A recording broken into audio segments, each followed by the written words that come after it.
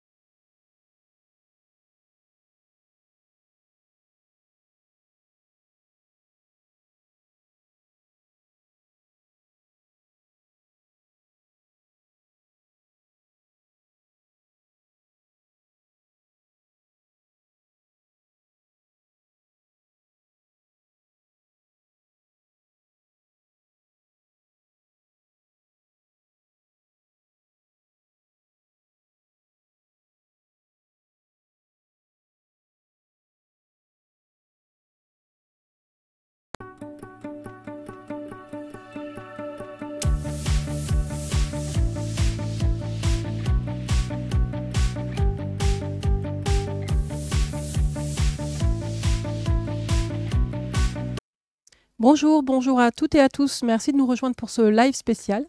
Donc aujourd'hui, on a un live où on reçoit des lycéennes du lycée Albert Camus de Nîmes et on reçoit aussi des étudiantes ou anciennes étudiantes. On va présenter tout le monde. Donc c'est un live spécial pour la Journée internationale des femmes et des filles de sciences. On a eu ce matin une présentation un peu orientation et sur l'orientation des élèves de terminale, donc c'est des élèves de terminale, et cet après-midi, un peu plus culture scientifique, et entre-temps, ben voilà, on a ce vendredi spécial où on va parler parcours scolaire, parcours universitaire, discipline, recherche, choix de carrière, orientation professionnelle, avec des étudiantes et des lycéennes, et aussi des personnes, des anciennes étudiantes. Et voilà, donc on va discuter de tout ça. On a à distance, on a Manal Oubuka qui est à distance, qu'on voit. Voilà. Bonjour Manal, merci d'être là. On va faire un petit tour après, mais alors je vais juste présenter nominativement tout le monde et après on fera un petit tour de table pour savoir qui est qui et qui fait quoi. Donc on a aussi Magali qui est avec nous aujourd'hui. Bonjour. Eugénie qui est là. Bonjour. On a Marie-Ange, bonjour, donc en terminale au lycée Albert Camus. On a Lou et Emma qui bonjour. sont aussi bonjour. en terminale au lycée Albert Camus. Alors, on va commencer par donc, ce petit tour de table. On va commencer par une question qu'on va poser à chacune de nos intervenantes, qui est alors qu'est-ce que tu fais actuellement et quel est ton parcours scolaire et universitaire? Alors on va commencer par Manal. Alors explique-nous ce que tu fais actuellement. On s'était rencontrés, Manal, lors d'une journée, une émission spéciale qu'on avait faite il y a 2 ans pour la journée des femmes de sciences, et tu étais à l'époque stagiaire au sein du laboratoire MIPA, donc en licence maths physique, je crois. C'est ça. Alors explique-nous un petit peu voilà, ton parcours, donc ta licence, qu'est-ce que tu en as fait, et ensuite comment tu t'es orientée et ce que tu fais aujourd'hui. Ok, donc déjà merci de m'accueillir encore aujourd'hui. Donc moi j'ai fait une licence maths physique au sein de l'université de Nîmes. Donc quand j'ai fait l'émission il y a 2 ans, j'étais en L3. Donc entre-temps, j'ai fait un master sciences et numériques pour la santé, spécialité physique biomédicale à l'université de Montpellier. Et là, actuellement, je suis en stage donc, de fin d'études. Je fais mon stage à Clinatech, donc c'est un fonds de dotation au sein du CEA de Grenoble. Donc c'est pour ça que j'ai pas pu être là physiquement aujourd'hui sur Nîmes. Donc là, je viens tout juste de commencer mon stage la semaine dernière. Donc c'est un stage de 6 mois. Et voilà, du coup, en fait, c'est un stage en qualité et affaires réglementaires sur les dispositifs médicaux, notamment sur des dispositifs qui sont, avant de faire des essais cliniques, qui sont destinés que pour des essais cliniques. Donc voilà, moi, j'étais venue il y a 2 ans pour présenter, du coup, un stage que j'avais fait au laboratoire MIPA, au sein du CHU de Caremo. Donc, c'était une étude clinique pour les personnes atteintes de lombalgie. Ce stage, je l'ai poursuivi aussi l'année dernière. Donc, on avait un stage de 2 mois à faire en M1. Moi, j'ai fait 4 mois, du coup, au sein de la même étude. Oui, tu travaillais Donc, ça toujours m'a avec permis donc Monsieur Fabrizio Pereira. Pereira, Monsieur Oui, Pereira, maître de conférence en biophysique du oui, c'est ça. laboratoire MIPA. C'est ça, j'avais continué du coup mon stage de M1 avec lui. Donc c'était toujours sur la même étude. Et, sauf que là, en 4 mois, bah, j'avais eu l'occasion de faire plus de choses. Donc en fait, l'étude, pour résumer, du coup, c'était pour des personnes atteintes de lombalgie. Et on faisait un traitement du coup par séance de neurofeedback. Donc d'ailleurs, j'ai eu la possibilité de présenter l'étude clinique lors de la nuit des Ah chercheurs oui, oui, tu es intervenu à la nuit des chercheurs. Oui, oui. en début d'année. Et du coup, cette année, donc, j'ai décidé de m'orienter sur quelque chose de différent. Donc, c'est la réglementation et la qualité des dispositifs médicaux. Mais je continue quand même dans mon process de l'année dernière, c'est-à-dire qu'en parallèle, je continue sur l'étude, je finis mes données dans le but de publier un article en fin d'année. Donc, j'espère pouvoir réussir, parce qu'écrire un article scientifique, c'est assez compliqué. Et voilà, donc en fait, moi, ce que je voulais voir, c'était un petit peu voir les différents aspects du dispositif médical.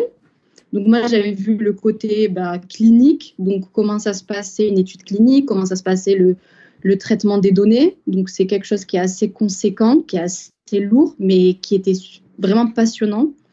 Et là, du coup, je voulais voir un petit peu aussi l'aspect réglementaire, parce que c'est quelque chose qu'on oublie en tant que physicien. Donc, c'est-à-dire qu'on aime bien toujours voir le côté physique, le côté problématique, comment on peut y remédier. Mais on oublie aussi que la réglementation, ça joue un rôle très important et qu'il faut respecter beaucoup de normes pour nos dispositifs. Et du coup, c'était un aspect que je voulais voir pour voir un peu, en fait, la globalité du dispositif médical. Donc là, je suis très contente d'être là au CEA. Donc, c'est une super belle institution. Surtout la Clinatech qui travaille sur la photobiomodulation. Donc, c'est-à-dire on utilise du rayonnement infrarouge. Et là, en fait, l'étude, c'est en transcranial pour la maladie du corps de Lewy. Donc, c'est un petit peu, entre guillemets, ressemblant un peu à ce que j'ai fait dans mon stage auparavant, parce que c'était un petit peu un dispositif qui physiquement se ressemble. On utilise des bonnets, sauf que moi, je travaillais plutôt sur de l'EEG, donc c'est-à-dire tout ce qui est tout ce qui est signal électrique du cerveau. Et là, on est plutôt sur le signal lumineux. D'accord. Donc, D'accord. Et donc, voilà. alors, on reviendra tout à l'heure sur vers quoi tu t'orientes dans ta vie professionnelle. Et ça fait une belle transition parce que vous n'êtes pas très loin, vos domaines ne sont pas très loin avec le profil de Magali. Donc Magali, je vais te laisser présenter ton parcours et puis ton profil et ce que tu fais actuellement. Alors merci. Et oui, en effet, ça m'a beaucoup fait sourire du coup parce que j'ai ce côté scientifique et ce côté réglementaire. Donc moi, je suis actuellement en 2e année de master RESNUC, donc risques environnementaux, sécurité, sûreté nucléaire. Alors je sais, ça fait très peur, mais en gros, on s'occupe en tant qu'ingénieur sûreté de tout ce qui est sécurité des agents, sécurité de tout le personnel qui travaille sur des sites nucléaires, des installations nucléaires de base. Et en fait, nous, le très très gros point fort de la formation master, mais également de notre futur métier, c'est justement la réglementation. Alors, la réglementation nucléaire est tout aussi complexe que la réglementation médicale. Et en fait, c'est appliquer ces règlements en concret sur le terrain. Et ça, c'est typiquement mon job en tant qu'ingénieur sûreté. Et actuellement, je travaille à Orano Démantèlement Service, donc anciennement Areva, pour ceux qui se souviennent, entre guillemets. Et oui, parce que du coup, j'ai 32 ans également. C'est un élément qui peut paraître important. Parce que du coup, j'ai eu un parcours professionnel avant de rentrer sur le master à l'Université de Nîmes, qui est en fait pour moi un master de spécialisation dans le domaine du nucléaire. Et à la base, je suis ingénieur chimiste.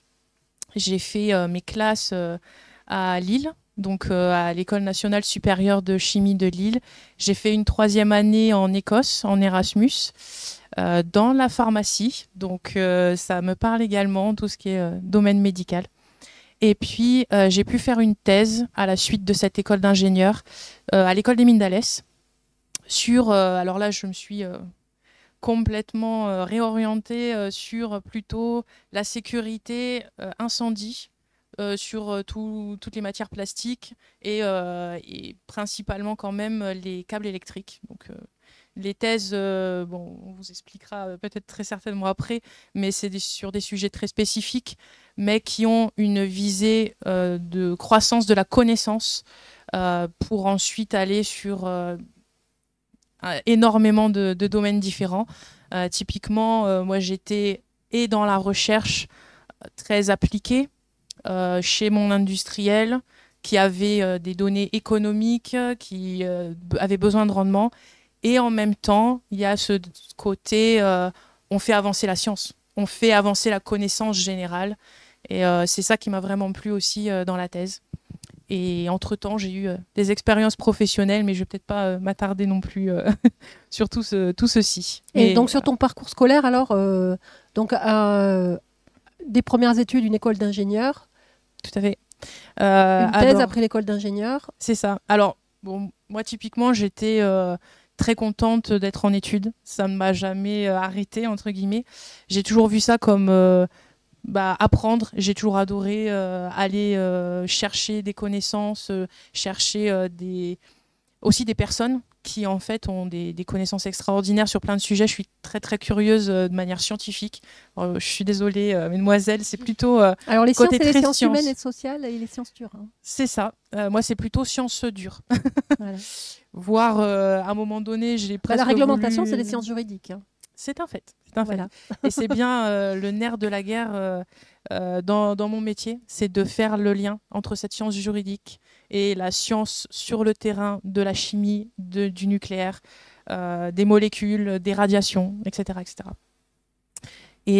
Et donc, mon cursus ingénieur en chimie m'a permis d'avoir énormément d'opportunités, que ce soit dans les stages ou dans... comment dire, les projets ensuite de contrats que j'ai pu avoir du coup à la suite de mon année également Erasmus, où j'ai eu beaucoup d'offres, par exemple à l'étranger, où clairement mon année en Erasmus s'est très bien passée et ils voulaient me garder dans le laboratoire. Bon, pour ma part, la France me manquait, mais ça c'est hautement personnel. Et puis après, la thèse, c'était un choix personnel. Je voulais voir un petit peu le monde de la recherche, un peu plus précisément, un peu plus profondément. La recherche industrielle plus appliquée. Très appliquée, en effet. J'ai fait une thèse qu'on dit CIFRE. Donc, c'est une thèse qui est financée quasiment à 100% par un industriel. En fait, on est membre à part entière de l'entreprise. Et en fait, on va utiliser des appareillages qui sont dans des universités. Et on va être suivi par un professeur, notre chef de thèse, qui, lui, est généralement un scientifique avec énormément de bagages et de connaissances. Et donc, eux, ils ont besoin des thésards faire le lien entre l'industriel et la recherche pure. Voilà. Après, oui, la thèse, c'était extrêmement intéressant parce que j'ai pu côtoyer beaucoup de gens en recherche très, très fondamentale. Et moi, je faisais de la recherche très appliquée. Et en fait, c'est finalement très complémentaire quand on discute, quand on fait des manips ensemble. Et c'est extrêmement enrichissant. En tout cas, j'ai rencontré énormément de gens et voilà, ça fait partie quand même de 4 ans extraordinaires de ma vie. Voilà. Très bien. Merci Magali. Alors on va passer à Eugénie. Donc on change de discipline, mais on est toujours en santé. Absolument, toujours en santé, toujours en sciences. Merci de m'avoir proposé de venir. Ça me permet aussi d'être un petit peu représentant, porte-parole du lien entre psychologie et science. C'est des choses, des domaines qu'on n'associe pas forcément et pourtant c'est vraiment l'approche en tout cas moi personnellement que je défends. Du coup pour le parcours, c'était la première ton parcours. on va dire, à partir du Après- bac et puis ce que tu fais actuellement. Donc je sortais d'un bac scientifique et j'étais plutôt contente d'avoir ce bagage-là en entrant à l'université parce qu'on n'a pas forcément de cours de psychologie et on découvre ce que c'est sur les bancs des Une fois à amphis. l'université, ouais. Absolument. Donc, comme je le disais, des fois, il peut y avoir des désillusions. Moi, ça m'a plu la scientificité en fait qui caractérise la plus grande partie des sous-disciplines. Donc, j'ai fait mes deux premières années de licence à Dijon. Mais du coup, j'étais assez insatisfaite, notamment des enseignements dans certaines sous-disciplines comme la psychologie clinique. Donc, il y a différents champs en psychologie.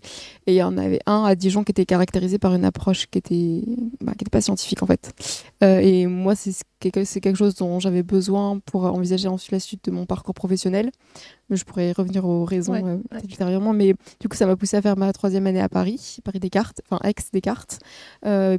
J'étais encore un peu insatisfaite de l'enseignement clinique là-bas, même si les autres sous-disciplines étaient vraiment passionnantes et j'ai beaucoup aimé tout ce qui est psychologie expérimentale, qui est une approche, évidemment, une mise en lumière assez flagrante de la scientificité de la psychologie. Et du coup, je suis descendue au soleil à Nîmes pour le master. Donc, un master qui est un master recherche, enfin un master mix recherche et professionnel, qui vise à former les psychologues notamment aux thérapies cognitives et comportementales. Les TCC, donc c'est les thérapies cognitives et comportementales, c'est une approche encore une fois scientifique du soin, de la prise en charge psychologique. Donc c'est pour ça que je me suis retrouvée ici. Et pour la suite, pour ce qui m'a amené en thèse de doctorat, c'est la volonté d'essayer peut-être de transmettre tout ce que j'apprenais, tous les outils, un peu plus largement grand public dans une démarche de diffusion et peut-être de protection de la santé psychologique avant que les problèmes arrivent pour mener les personnes à la consulter. Donc le cœur de mon sujet, c'est mon sujet de thèse, c'est de développer et d'évaluer l'efficacité d'un programme de prévention et de promotion autour de la santé mentale et du bien-être des collégiens, plus particulièrement les 4e, donc voilà, qui fait l'objet d'interventions que je mets en place sur le terrain et d'évaluation du coup. Donc, je pourrais redire quelques mots si... Oui, tu nous expliqueras après ce que c'est intervention, peut-être, et oui, évaluation. absolument. Voilà. Alors, mesdames les lycéennes, donc Marie-Ange, Lou et Emma, expliquez-nous un petit peu ce que vous voulez faire un petit peu plus tard. Et donc, vous êtes en terminale, vous êtes dans Parcoursup, tout ça. Vous avez l'air déjà assez décidé sur ce que vous voulez faire. Oui. Et expliquez-nous un petit peu vos motivations. Alors, on va faire peut-être Marie-Ange d'abord. Donc moi, j'ai un intérêt plutôt pour les sciences sociales, contrairement à Magali et à Eugénie. J'ai poursuivi les enseignements de spécialité histoire, géopolitique, géographie et sciences politiques, ainsi que anglais, monde contemporain. Donc mon dossier est aussi complété de l'option droit et grands enjeux du monde contemporain et la section euro-anglais, donc qui m'autorise à avoir une ouverture du monde. J'aime bien suivre les actualités et l'année prochaine, je me verrai poursuivre dans les sciences politiques. Donc c'est un domaine qui m'intéresse particulièrement dans les relations internationales et aussi la diplomatie. D'accord. Et donc c'est sur concours, ça? C'est sur concours, effectivement. D'accord. Du coup, moi, je fais les mêmes matières que Marie-Ange, sauf que j'ai SES, donc sciences économiques et sociales, à la place de anglais monde contemporain. À côté du lycée, je fais du japonais, mon propre chef. J'ai une professeure en plus. J'ai même passé une licence, un examen un peu officiel pour compléter mon dossier aussi parce que ça me plaît. J'aimerais du coup postuler aussi au concours de sciences politiques. Ça serait plutôt pour le concours commun où il y a un concours écrit, mais donc il y a différents concours et j'aimerais postuler à peu près à tous si je peux. Comme ça, j'ai peut-être plus de chances d'arriver à mon objectif pour me tourner plus vers le droit international, les relations entre les pays, tout ça. Voilà. D'accord. Et Emma, donc? Et moi, en ce qui me concerne, j'ai un profil plutôt littéraire, donc avec comme Lou les spécialités sciences économiques et sociales et géopolitiques. Et plus tard, je pense me lancer dans le droit pour travailler dans la criminologie. D'accord. Et donc, est-ce que vous saviez est-ce que vous connaissiez le doctorat et vous saviez qu'il y avait un doctorat? Parce qu'après Sciences Po, on peut aussi faire un doctorat. Vous le saviez? Je l'avais vu, mais un petit peu renseigné. Après, j'ai pas trop cherché vu que c'est quand même assez loin et que d'ici là, je pense, dans 5 ans, j'aurais peut-être changé d'avis ou il y aura peut-être d'autres choses qui me plairont. Donc, je suis restée plutôt sur la licence, le master et le doctorat à voir plus tard. D'accord. Alors, est-ce que vous auriez des questions à poser sur le choix de parcours, d'orientation, sur les métiers, sur comment se décider, voilà. Moi, j'aurais une question plutôt pour Magali, pour savoir comment s'est passée ton insertion en tant que femme dans le monde de la science. Alors, elle a été multiple, parce que du coup, je considère déjà que ma thèse est une insertion professionnelle en soi. C'est un contrat, un CDD de 4 ans, pour ma part en tout cas.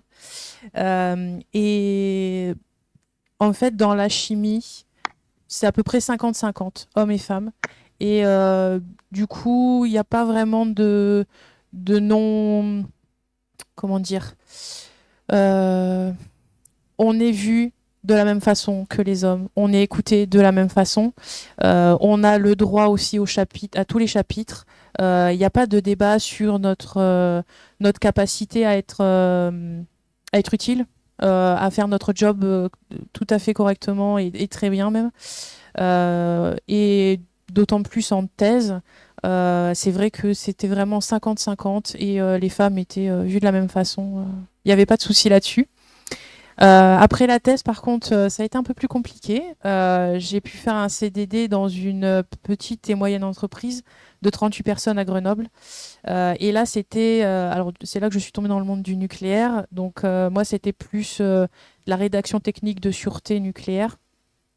Et là, c'était un monde très masculin, très macho, y compris dans la direction. Et quand on est 38 personnes, on est vite à la direction, en fait. Enfin, on est vite confronté au PDG, entre guillemets.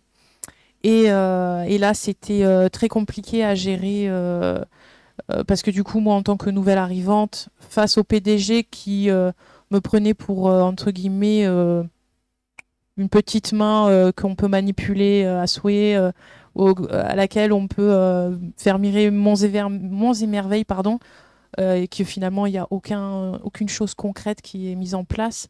Forcément, voilà, bon. Je suis rentrée dans la fourmilière. J'ai mis un grand pied dans les débats, voilà, me mettre en avant. Et ça a été très compliqué. Je sais que de mes collègues féminines, je suis l'une des rares rescapées, entre guillemets. Faut le savoir, faut pas se laisser marcher sur les pieds, faut pas se laisser faire. Et c'est parfois pas du tout dit et pas du tout reconnu. Et quand on est dans une PME où c'est toute la direction qui est comme ça, et ben on est totalement démunis. Et bon, pour ma part et pour mes collègues, on est parti de l'entreprise. Il y a des turnovers extraordinaires dans ces entreprises-là, typiquement à 50% de gens qui changent tous les 6 mois. Donc là déjà, vous savez que c'est pas très correct. Et donc je suis partie et je suis arrivée en master. Et en l'occurrence, là, c'est un master en alternance, le RESNUC, à l'université de Nîmes. Et je suis dans une entreprise où il y a à peu près 30% de femmes, mais elles sont extrêmement respectées.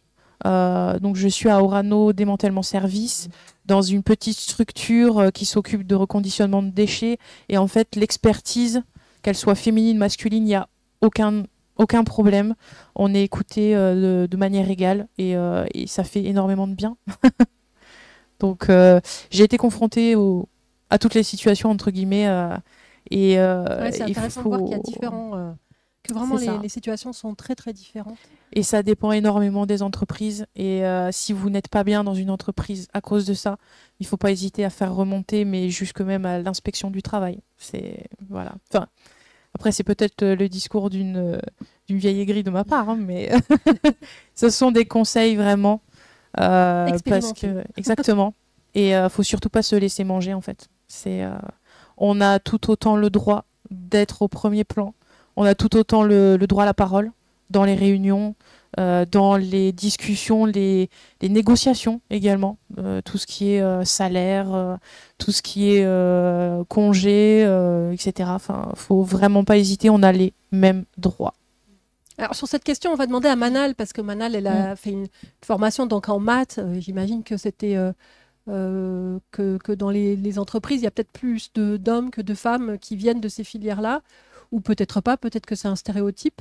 Est-ce que tu as été confrontée à ce genre de situation, Manal, où les femmes ne sont pas traitées de la même façon, sont désavantagées par rapport aux hommes dans ces milieux de sciences dites dures? Alors, pour ma part, non, j'ai eu de la chance. J'ai jamais été confrontée à ça. Enfin, après, oui, quand on est en licence, on voit que enfin, c'est les femmes qui décident, entre guillemets, de ne pas être trop présentes en sciences. Surtout en maths, on n'était pas beaucoup. On représentait un tiers, même pas de la promo. Après, bon, en master, on était pareil, à peu près un tiers. C'est toujours vraiment dans le tiers, voire moins. Mais après, dans l'expérience professionnelle, que ce soit dans mes stages ou que ce soit dans tous mes stages, même là, au CEA et tout, c'est qu'il y a une part importante de femmes et que tout le monde est écouté. Donc, j'ai de la chance. Même quand j'étais du coup à Nîmes, quand j'ai fait mon stage avec Monsieur Pereira, que ce soit avec lui ou Au CHU, même que ce soit au CHU, j'ai eu vraiment une expérience incroyable. C'est que tout le monde sait que j'étais considérée, déjà en tant que stagiaire, j'étais considérée comme une personne compétente. On me considérait pas comme une stagiaire. Donc, c'est-à-dire, je pouvais parler avec la direction, avec le chef de service de rééducation avec qui je travaillais beaucoup. Et déjà, j'étais même pas considérée comme une stagiaire, mais comme une collègue et pas comme j'étais considérée comme une femme, mais je vais dire pas dans le mauvais terme, pas dans le mauvais sens du terme, c'est-à-dire, on prenait pour moi, pour mes compétences, pour ce que j'apportais, les données que je donnais, et voilà. Donc ça vraiment, j'ai eu de la chance et j'espère que ça va rester comme ça, de ne pas être confrontée à ça, parce que quand on entend des témoignages comme ça fait vraiment peur. Ça donne pas envie, donc. C'est pas l'objectif, donc je suis voilà. désolée. non mais ça existe. Voilà, on va pas ignorer que ça existe. Oui, voilà, ça. c'est des Oui, situations non, qui c'est vrai. existent. Malheureusement, Mais c'est des totalement. situations qui existent, mais c'est pas la majorité apparemment. Ouais. Voilà. On va parler J'espère. maintenant de. Merci Manal. On va parler aussi de santé mentale. Voilà, ça fait un peu le lien. Alors Eugénie, moi j'aimerais savoir, j'aimerais que tu nous expliques comment tu travailles pour mettre en place tes dispositifs de recherche auprès des collégiens notamment.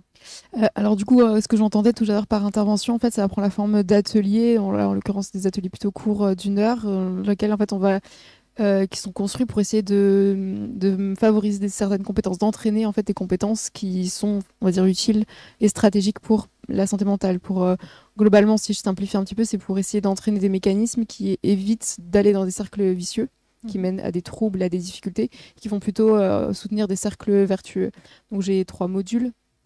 Donc un sur les interactions sociales, un sur la poursuite d'objectifs et un plutôt sur l'adaptation aux événements un petit peu négatifs de la vie de tous les jours, l'adaptation aux stresseurs.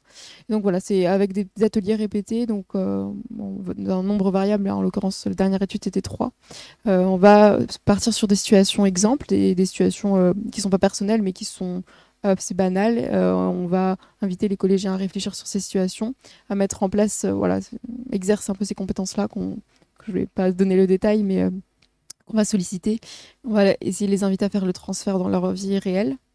Et l'idée, c'est qu'en essayant de promouvoir ces mécanismes propices et salutogènes-là, peut-être qu'on va pouvoir éviter de réduire des premiers symptômes, des premières difficultés, favoriser le bien-être, si possible, à plus long terme. Donc on va leur apprendre à détecter eux-mêmes les signes d'un mal-être. On ne va pas forcément mettre l'accent sur détecter, mais plus sur je vais être en mesure d'analyser les situations avec un certain angle, avec une position un peu d'observateur, dire tiens, donc là il s'est passé ça, j'ai ressenti ça, j'ai pensé ça, j'ai réagi de cette manière, il y a eu telle conséquence positive, négative.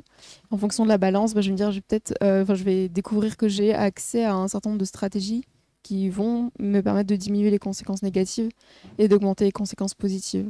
Et c'est le grand message en fait que j'essaie de leur transmettre, c'est de se rendre compte que pour quasiment 99% des situations, il y a des choses qui peuvent être faites, pas forcément pour annuler le négatif, mais pour atténuer les conséquences négatives et comme je disais, entrer dans des cercles plutôt vertueux. Et c'est vraiment essayer de les entraîner à avoir cette logique-là, de dire donc qu'est-ce que je peux faire pour améliorer les choses et leur donner un sentiment d'auto-efficacité par rapport aux événements. Vous vous intéressez aux questions d'actualité, donc on a beaucoup parlé cette année de harcèlement scolaire, donc au collège notamment. J'imagine que cette question du harcèlement scolaire, elle est dans elle est très importante Oui. dans Elle ces dispositifs-là. Oui, tout à fait. Bon, c'est des choses, des thématiques qui inquiètent beaucoup à la fois les élèves et potentiellement leurs parents, et aussi évidemment les professionnels qui sont beaucoup aussi en demande d'outils pour accompagner et traiter ces questions-là, notamment dans une perspective préventive. Essayer d'agir avant que les choses se dégradent, parce qu'il y a une limite qui peut être assez difficile à cerner et à gérer entre des conflits et du harcèlement. Quand est-ce que ça Voilà. devient du harcèlement? D'ailleurs, la définition même de harcèlement, elle peut être assez glissante en fait, et en fonction de la perspective. Par exemple, un élève A va dire je suis harcelé par B, et l'élève B va dire je suis harcelé par A. Et donc, c'est des choses qui sont très complexes et pas forcément simple de travailler sur ces aspects-là. Et je suis pas du tout en mesure de dire qu'avec ce genre d'intervention, notamment sur le module sur les interactions sociales, on va être en mesure de casser des situations de harcèlement fortes. C'est pas l'objectif. Par contre, l'objectif, c'est de prévenir. Voilà, c'est prévenir et peut-être donner des outils pour tiens, je vais développer la capacité à comprendre mieux les réactions des autres, comprendre que l'autre c'est un peu c'est un moi dans le sens où c'est quelqu'un qui a des pensées, des émotions qui vont influencer ses réactions, et que je peux découvrir des stratégies pour équilibrer un peu la balance relationnelle et me dire que c'est pas l'autre ou moi, mais je vais essayer de répondre à mes besoins, mes émotions, et tout en respectant ceux des autres. Donc c'est un peu donner des billes, des outils à ce niveau-là. Et bon, là je dis ça de manière assez théorique, mais l'idée c'est de traduire ça de manière plus concrète pour eux, pour que ça puisse essayer d'orienter leurs réactions dans leur vie quotidienne, avec des limites évidemment inhérentes au contexte. Je les ai pas 7 jours sur 7 pendant toute l'année, donc ça reste limité, mais en tout cas, c'est peut-être des graines qu'on peut planter un petit peu. Pour certains, je pense que ça peut faire une petite différence. Et quand tu parlais tout à l'heure de méthode scientifique, donc là-dedans, là où toi, tu considères que c'est de la méthode scientifique par rapport à d'autres méthodes qui ne le seraient pas? Oui. Explique-nous un petit peu. Alors, c'est assez simple, c'est-à-dire que les outils sur lesquels je me fonde, donc qui sont aussi très inspirés des TCC, se basent sur un corpus théorique, un corpus de données qui se base sur des études scientifiques. Donc, c'est-à-dire que moi, je me base pas, je vais pas choisir des choses au hasard en me disant tiens, mon instinct me pousse à ça. Je vais me baser sur la littérature et des études qui ont déjà été étayées, que ce soit vis-à-vis des interventions cliniques, vis-à-vis du développement de l'adolescent, qui n'est pas anodin non plus, vis-à-vis des mécanismes d'apprentissage. Donc je me base sur tout ça. Et l'autre dimension importante, c'est que mes interventions, mes ateliers, ça s'adosse à une recherche à part entière, donc, qui a d'ailleurs été qui a fait l'objet d'interrogations au niveau de l'éthique, donc avec des précautions éthiques et déontologiques importantes, et du coup qui s'appuie sur des questionnaires initiaux. Donc on propose des questionnaires pour mesurer différents indicateurs aux collégiens, à la suite de quoi on fait les ateliers, à la suite de quoi on refait des questionnaires, et on va appliquer un certain nombre de contrôles expérimentaux, de contrôles statistiques pour mesurer s'il y a une différence avant-après, et de manière la plus rigoureuse possible. D'accord, merci. Alors, malheureusement, on va devoir arrêter l'émission parce que je crois qu'il y a Manal qui doit nous quitter, c'est ça, Manal? Oui, du coup, je dois y retourner. Oui, alors voilà. Merci beaucoup d'avoir été là, Manal. Merci d'avoir participé. Merci. Et puis, on se revoit dans 2 ans pour savoir ce que tu es devenu et où tu es et où tu travailles, peut-être. Avec plaisir. En tout cas, merci beaucoup et merci de nous donner l'opportunité de partager notre parcours. Parce que je pense que c'est assez important de montrer aux gens que voilà, on peut avoir qu'avec même une éducation entre guillemets générale, on peut se faire notre petit chemin et trouver, et comme quoi l'éducation c'est pas une route toute droite, qu'il y a des virages qu'on peut changer et que voilà. Très bien, merci beaucoup, Manal. Au revoir, Manal. Au revoir. Au revoir. Mais merci. Alors, on va terminer l'émission. Merci beaucoup d'avoir participé. Ah, une question du chat. Je n'ai pas vu la question du chat.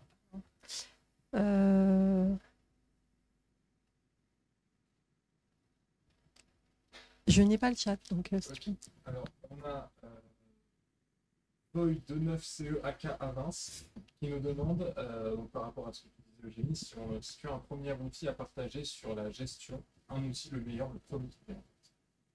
La gestion du stress chez les collégiens. Bah, ton jeu, peut-être.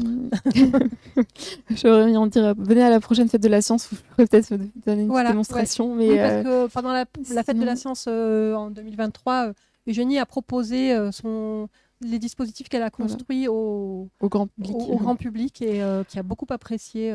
Ouais. Sinon, je dirais essayer d'avoir, peut-être avoir une position un peu de prendre du recul, de se dire quels sont les liens entre comment j'interprète la situation, quel est le lien entre la manière dont j'interprète la situation, donc qui génère du stress, les émotions que je ressens, les actions que je fais, bien décortiquer tout ça, quelles sont les conséquences qui découlent de ça, les avantages à court terme, par exemple du soulagement, la diminution de l'anxiété ou du stress et versus les inconvénients à long terme. Et d'essayer après de mettre en place qu'est-ce qui pourrait m'aider dans cette situation. Est-ce que c'est penser, évaluer la situation de manière un petit peu différente, un petit peu nuancée? Est-ce que c'est rechercher du soutien? Est-ce que c'est rechercher des solutions? Préparer un plan d'action? Et globalement, c'est de dire que j'ai vraiment il y a des choses que je peux mettre en place et que ça va pas disparaître magiquement. C'est-à-dire que au plus je vais essayer de mettre en place des stratégies et plus elles seront efficaces et plus je serai efficace moi dans la gestion du stress. C'est vraiment un processus, c'est comme le sport, c'est comme la musique, c'est des compétences qui s'entraînent et que plus j'essaie, voilà, c'est pas miraculeux forcément d'entrée de jeu, mais plus j'essaie, plus je vais me rendre compte que je suis capable de gérer le stress. C'est peut-être ça le plus important. Voilà, pour répondre à la question. J'espère que ça vous a donné une petite idée de parcours intéressant, varié, dans les sciences humaines et sociales, dans les sciences dures. Je pense que si vous faites Sciences Po, vous aurez besoin de beaucoup de culture générale et Oui, c'est sûr. beaucoup d'idées sur le paysage et les possibilités qui vous entourent aussi. Voilà, j'espère que ça vous a plu. C'était très enrichissant. J'aurais peut-être juste une question pour Eugénie. Est-ce que par rapport du coup aux élèves collégiens, est-ce que tu as été surpris par les réactions face à tes ateliers ou c'était ce que tu t'attendais En fait, c'est assez varié, assez divers. Je suis intervenue auprès de 2 établissements, donc chaque établissement avait ses particularités, mais même au sein de mes groupes, donc j'intervenais avec des demi-classes. Au sein de chaque groupe, c'était assez hétérogène. Il y avait des élèves à qui ça parle assez rapidement, assez naturellement, qui vont vite s'en emparer, qui vont vite percevoir le potentiel. Il y en a d'autres qui se braquent, on va dire, d'emblée et qu'on va pas réussir à raccrocher. Il y en a qui ont trop de stéréotypes sur ce genre de choses je pense que c'est un peu le côté coût-bénéfice qu'ils perçoivent pas, c'est-à-dire que c'est coûteux. Ce qu'on leur demande, c'est quand même ça demande une implication, un effort, ne serait-ce que cognitif, intellectuel, pour regarder aussi peut-être du côté des émotions. C'est pas forcément évident pour tous. Donc il y a un coût et les bénéfices perçus pour certains, ils vont avoir la capacité de se dire si je fais ces efforts-là, je vais en tirer des bénéfices, ça va m'aider. Il y en a d'autres qui ne sont pas forcément capables de voir cette balance-là. Et je pense que c'est un peu ça le grand facteur sur lequel il faudrait que j'essaie de travailler pour ma prochaine étude, pour augmenter les bénéfices perçus et les motiver un peu plus et leur donner des outils pour percevoir l'utilité de ce qu'on peut faire. Je pense que ça illustre bien ce que c'est le doctorat aussi en SHS et même en sciences dures. C'est j'essaye, exactement, je teste, tout à fait. je réessaye. Absolument. On dit souvent que le doctorat, c'est un début et pas une fin. C'est pas la fin des études, c'est le début d'un champ de recherche. Et on se rend compte qu'il y a beaucoup, beaucoup, beaucoup à faire. Et c'est plein d'évolutions, plein de changements et faut s'adapter et voilà, c'est extrêmement enrichissant. C'est ça, exactement. Ok, merci. Merci beaucoup. Merci à vous. Merci à vous toutes. Merci à vous. Et moi, je vous donne rendez-vous vendredi prochain pour un nouveau vendredi de la recherche.